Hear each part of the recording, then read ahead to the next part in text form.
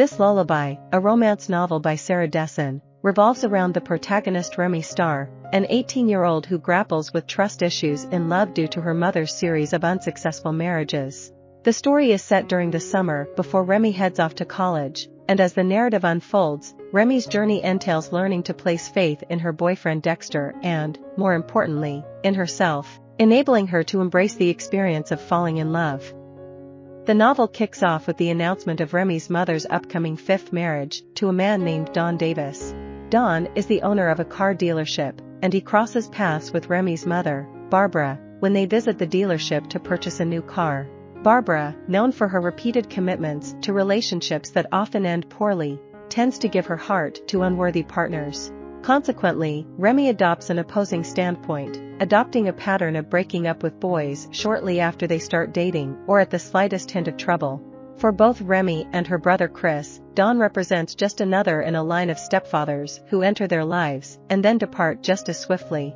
Don is an eccentric individual with a penchant for collecting graphic and sexually explicit art and leaving piles of empty Ensure cans scattered throughout the house. Remy and Chris are skeptical that this marriage will fare any better. The narrative unfolds when Remy encounters Dexter, a musician from a local band named the Truth Squad, during her visit to Don's car dealership.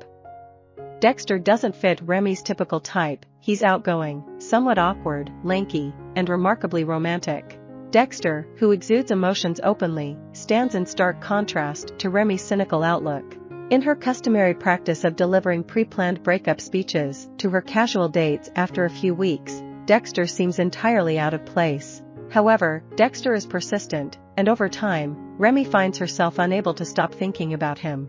Her friends Chloe, Lissa, and Jess can't quite comprehend Remy's decision to break from her usual pattern by not ending things with Dexter as per her routine. Dexter's emotional sincerity and tenderness catch Remy off guard, prompting her to reassess her approach to relationships. In Remy's eyes, everyone seems to be wearing rose-colored glasses when it comes to love: her mother, Dawn, and even her friend Lissa, who's enamored with all her boyfriends, even the ones who are clearly not a good match.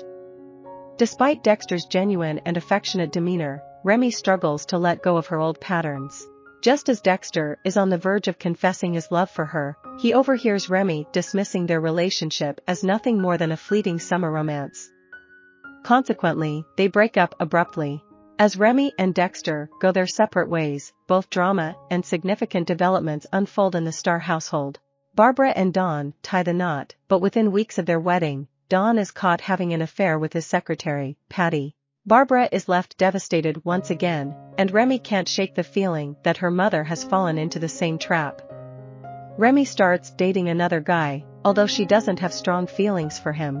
Instead, she finds herself constantly thinking about Dexter, especially the longer they're apart. Just when Remy's confusion peaks, a glimmer of hope emerges. Her older brother, Chris, announces his engagement to his fiancée, Jennifer, and through their journey, Remy begins to realize that building a successful relationship is both feasible and more complex than she initially believed. As the novel concludes, Remy comes to the realization that her love for Dexter is more powerful than her apprehensions about romance and the potential pitfalls of falling in love. Remy ends her rebound relationship with Perfect Paul, realizing he's not the one for her, and rekindles her connection with Dexter. The novel concludes on a tantalizing note, leaving readers uncertain about whether Dexter and Remy will manage to stay together as she heads off to college. This lullaby exists within Sarah Dessen's literary universe, and various allusions are made to other books within the series. Characters cross over between different novels, and the bands featured in this book make appearances in her other works.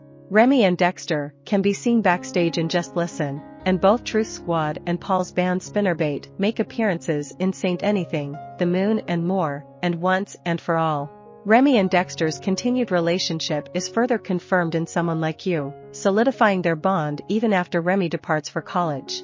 Hailing from Chapel Hill, North Carolina, Sarah Dessen crafts romance novels targeted at both teenagers and adults. Her writing journey began with the publication of her debut book, That Summer, in 1996. Dessen's work has been recognized with accolades such as the ALA Best Fiction for Young Adults Award. Moreover, she has consistently achieved New York Times bestseller status and has earned the School Library Journal Best Book Award for novels like Someone Like You and Keeping the Moon. With a total of 14 books under her belt, Dessen's most recent work, Once and For All, was published in 2017. I hope you enjoyed this video. Leave a like if you did and be sure to subscribe. Thank you.